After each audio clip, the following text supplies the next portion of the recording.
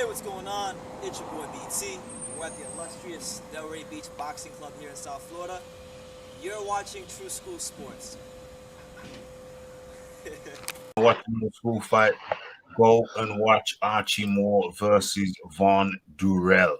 Will do. What's up, All Troy? right. Hey, no, Check that out. I jumped back on because I heard the brother speaking about Rocky Marciano and Archie Moore, right? Yeah.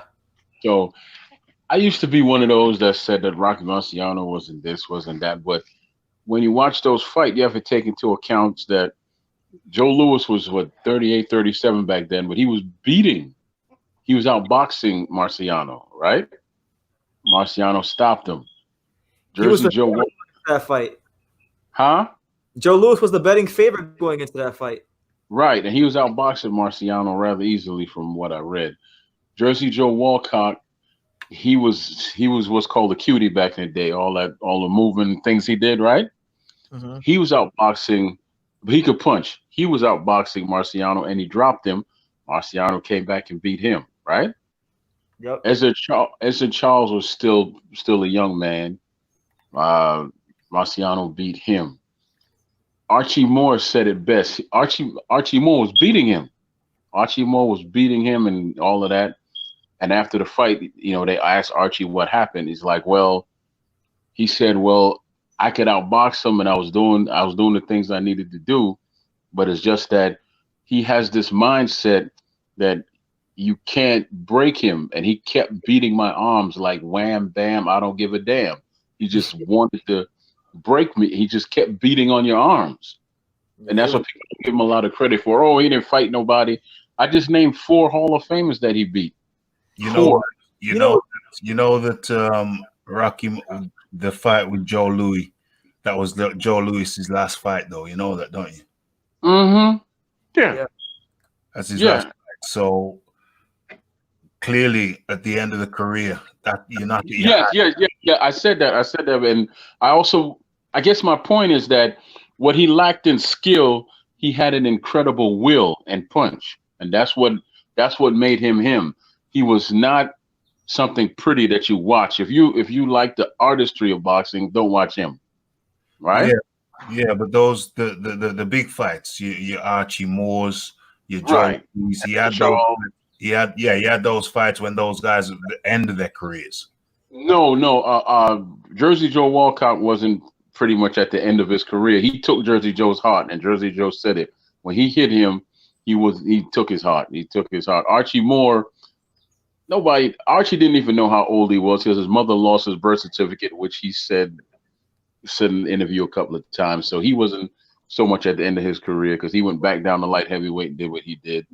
And but he was in the wrong. Archie Moore, he was in the wrong. He was fighting Marciano in the wrong weight class because absolutely not. I'm gonna tell you something else. Archie Moore walked around at 200 pounds. Marciano fought at 185. That was his fighting weight. Archie Moore was bigger than him. Rocky Marciano has the shortest arms of any linear heavyweight champion ever. Yeah. Boxing. Archie Moore. I can't believe I'm sitting up here actually trying to defend. I guess I'm not trying to defend him. I guess my point is, you take someone like Saya Ali, who we only saw really probably 60% of what he could have been, or 65% of what he could have been, right? Mm. Yeah. And he was skilled. This guy here, he was more will and power than anything else, and a lot of people don't give him credit. I didn't give him credit for it for the longest time, but when I watched those fights over again, those men could have actually beat him. They just couldn't break his will. Jersey Joe Walcott was better than most fighters. Ali's shuffle that he does, he actually got that from Jersey Joe. He got that shuffle. If you watch it, Jersey Joe has his own shuffle. Ali borrowed it. Just called it the Ali shuffle.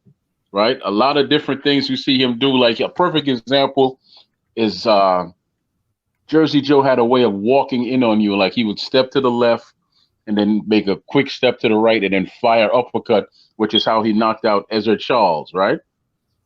Mm-hmm. George Foreman did that to Cooney. George Foreman did that in the Cooney fight. It was a subtle movement. It was 2 steps. He just walked in and he took a step to the right, step to the left, and then boom, it was over with, right? Yep. He was one of the great fighters that don't get a lot of credit. Ezra Charles was in the wrong weight. He was a small guy. But he killed someone in the ring and he changed his style. There's a fighter that we all know, and he is a great fighter. James Toney was schooled off Ezra Charles because his coach, his first trainer, was very good friends with him, and they used to train together back in the day. So he used to make him watch Ezra Charles fights. And that's where James got his style from until he came into his own, right? Yeah. So, and then you were talking about the old mongoose and all that. Yeah. To me, he's probably one of the greatest fighters. He was a gentleman. He's one of those guys that he has a silver tongue and he's a gentleman, but he'll knock you the hell out at the same time. Yeah. You know? Archie And he's a perfect movie character because, number one, he doesn't really know his birthday. If you go on Google, it says he was born in 1916, but if you go under like his early life, you'll see a quote from his mom saying that she lost his birth certificate is closer to 1913 that he was born, right? Mm-hmm. So he's the only man to have dropped Marciano, fought Marciano and dropped him, fought Floyd Patterson and trained a guy by the name of Cassius Clay and then lost to a guy by the name of Cassius Clay. Because, it was that rhyme and it was that time when Cassius Clay was rhyming and he said that he would take Moorre in 4, right? Mm. Yeah. And this is Cassius for Ali. Cassius Clay said that every time Archie Moorre hit him, he felt it from the top of his head to the soles of his feet. And at that point, Archie was really closer to 50 than anything else, or 50 period, right? Yeah. So that's the fun stuff about him that people don't know about. It's a lot of stuff. He didn't win the belt till he was 40. That's or right. if not, That's then right. 39, 38 plus, something like that, right? 38. It was 38. Yes. So, that's just stuff that's just. Oh, also, he challenged Joe Louis to a fight, and Joe was like, "Thank you, but no thank you, Archie." I don't. He challenged. He had a conversation with Sugar Ray. They sat on a park bench. This is something that he told a story about.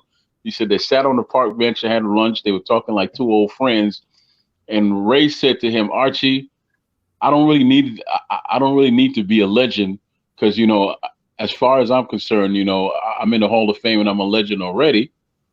I just need to make money now, Archie, and I'm not getting in there with you because you're all hell. It would be hell. Nice try, but I'm not getting in there with you right now." This is when Sugar Ray was gonna move up and fight somebody for the light heavyweight title. I can't remember the cat's name, and he lost. He lost because of heat stroke. He had a heat stroke. Mm-hmm. That wasn't when he fought. Was it Basilio? I don't remember the fighter's name. I don't remember the guy's name. Carmen Basilio, maybe. No. Carmen Basilio was in his wake. That's the guy he knocked out, I think, going backwards.